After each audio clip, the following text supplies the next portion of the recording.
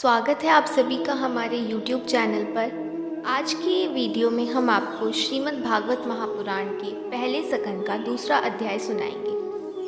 तो चलिए बिना समय व्यर्थ किए हुए हम अपनी वीडियो को और अपनी कथा को शुरू करते हैं। सच्चिदानंद रूपाय विश्वोत्पत्त्यादि हेतवे तापत्रय विनाशाय श्री कृष्णाय वयं नमः।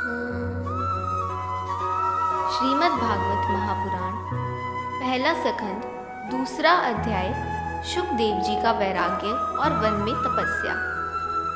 शौनकादि ऋषियों का कथन सुनकर सूत जी ने प्रसन्न होकर मन ही मन श्री शुकदेव जी के पवित्र चरणों का ध्यान किया, जिनके सत्संग से उन्होंने श्रीमद् भागवत को सुना था। इसके बाद उन्होंने अपने गुरु वेदव्यास जी के पद कमलों को अपने हृदय में धारण किया और श्याम सुंदर की चतुर्भुज मूर्ति को प्रणाम किया। इससे उनकी मुखश्री विकसित हो गई। उन्होंने ऋषियों से कहा, ऋषियों, आप लोगों ने अत्यंत सुंदर बात पूछी है। अब मैं आप लोगों को श्रीमद् भागवत की कथा सुनाता हूँ। आप लोग एकाग्रचित हो ध्यानपूर्वक सुनिए। श्रीमद् भागवत में नारायण जी की संपूर्ण लीला लिखी है। शुकदेव जी ने जिस समय माता के गर्भ से जन्म लिया तो तुरंत ही उनका नार भी नहीं कटा था कि मुरली मनोहर की आराधना के लिए तप करने को वन का मार्ग पकड़ लिया। उन्होंने सोचा कि यदि मैं यहाँ रहूँगा तो समय आने पर लोग मेरा विवाह कर देंगे, अतः सांसारिक माया न घेर पाए, इसीलिए वन में जाकर हरि भजन करना ही उचित है। जब व्यास जी ने पुत्र को वन मार्ग की ओर जाते देखा तो पुत्र प्रेम के वश में होकर शुकदेव जी के पीछे दौड़े और पुकार कर कहने लगे, बेटा तनिक रुककर मेरी बात तो सुनो। पर शुकदेव जी को सांसारिक माया से कोई लगाव नहीं था, उनकी तो केवल हरि चरणों में आस्था थी। अतः उन्होंने व्यास जी को कोई उत्तर देना उचित न समझा। उन्होंने मन ही मन कहा, देखो तो पिताजी को वृद्धावस्था में भी सांसारी माया ने घेर रखा है। उन्होंने वन के वृक्षों में छिपकर कहा, कोई किसी का पुत्र या पिता नहीं है, यह तो सांसारिक चक्र है जो इसी तरह चलता रहता है। उस चक्र में ही यह शरीर बार बार आवागमन जन्म मृत्यु में फंसा रहता है। जीवात्मा कभी मरता नहीं है। व्यास जी शुकदेव जी की बात सुनकर संतुष्ट हो गए। जब शुकदेव जी वन में चले जा रहे थे तो वहाँ रास्ते में एक तालाब आया। तालाब में देवताओं की स्त्रियां नग्न होकर स्नान कर रही थी। शुकदेव जी को देखकर उन्हें कोई झेप नहीं लगी। वे उसी प्रकार नग्न खड़ी रही। जब पीछे से वृद्ध व्यास पहुँचे तो उन स्त्रियों ने लज्जित होकर वस्त्र पहन लिए। व्यास जी को बड़ा आश्चर्य हुआ कि इन स्त्रियों ने मेरे पुत्र शुकदेव को देखकर तो कोई पर्दा नहीं किया और मुझ बूढ़े पुरुष को, जिसे दिखाई भी कम देता है, देखकर कपड़े पहन लिए। उन स्त्रियों ने अपनी दिव्य दृष्टि से व्यास जी के आश्चर्य को जान लिया। उन्होंने वेद व्यास जी से कहा, मुने, आपको स्त्री पुरुष का ज्ञान है और शुकदेव जी परम हंस हैं। वे पुरुष और स्त्री के भेद को नहीं जानते, इसीलिए उन्हें देखकर हमें लज्जा नहीं लगी और आपको देखकर लाज के मारे हमने अपने वस्त्र पहन लिए। उन स्त्रियों की बात सुनकर व्यास जी के मन का आश्चर्य मिट गया। शौनकादि ऋषियों ने जब शुकदेव जी के विषय में ये सुना तो उन्होंने अपने मन में कहा कि सूत जी, हम वृद्ध हुए ऋषियों की तो प्रशंसा नहीं कर रहे और उस छोटे से बालक शुकदेव जी की प्रशंसा किए जा रहे हैं। यह बात सोचकर ऋषियों के मुख की कांति फीकी पड़ गई।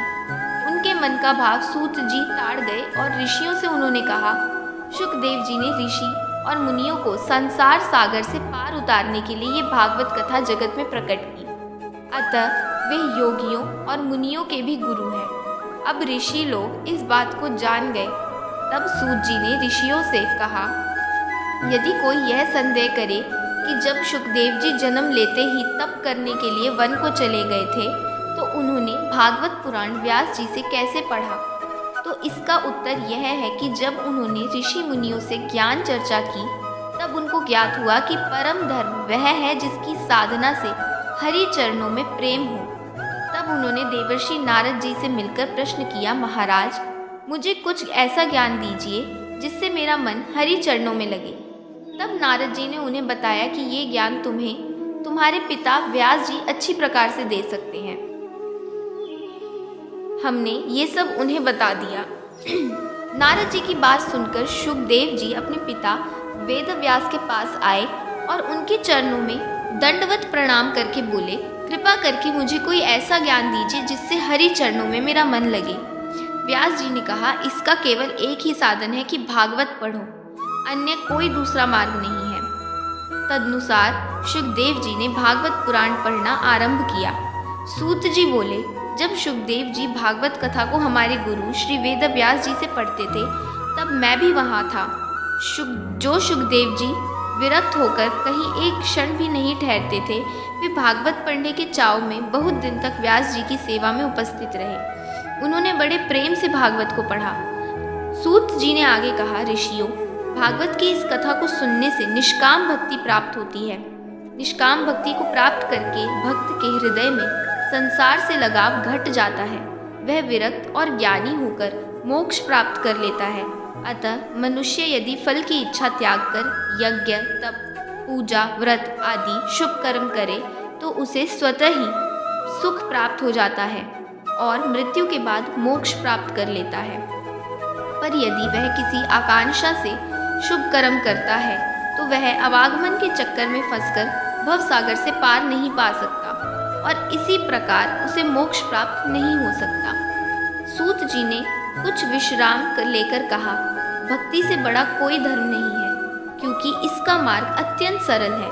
यज्ञ, तप, दान आदि साधनों में बड़ा परिश्रम करना पड़ता है, तब कहीं भगवान के चरणों में प्रेम हो पाता है। अतः मनुष्य को चाहिए कि वे भक्ति पूर्वक अमृत रूपी भागवत कथा को सुने और माया, मोह, स्त्री, पुत्र आदि झूठे व्यवहार से अपने मन को हटा ले और श्री हरि के चरणों की शरण में पहुंच जाए। इस कथा के सुनने से जो कि परमेश्वर की लीला से जुड़ी है, मन में जमा हुआ काम, क्रोध, मोह का मैल धुल जाता है और मन सैमंतक मणि के समान स्वच्छ और चमकदार बन जाता है। उस स्थिति में उसके हृदय में हरि चरण आ विराजते हैं।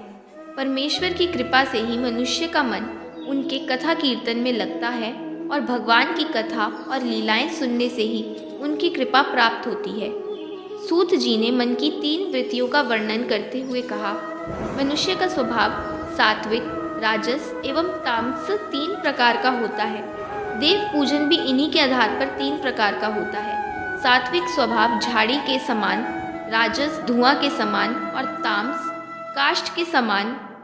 शास्त्रों में कहा गया है, जो बात आग में सिद्ध होती है वह काठ और धुएं से नहीं हो सकती।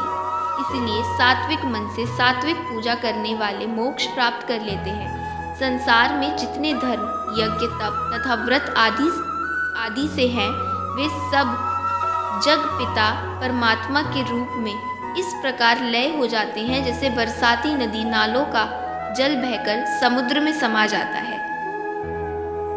श्रीमद् भागवत महापुराण पहला स्कंद का 2 अध्याय यहीं समाप्त होता है। प्रेम से कहिए राधे राधे।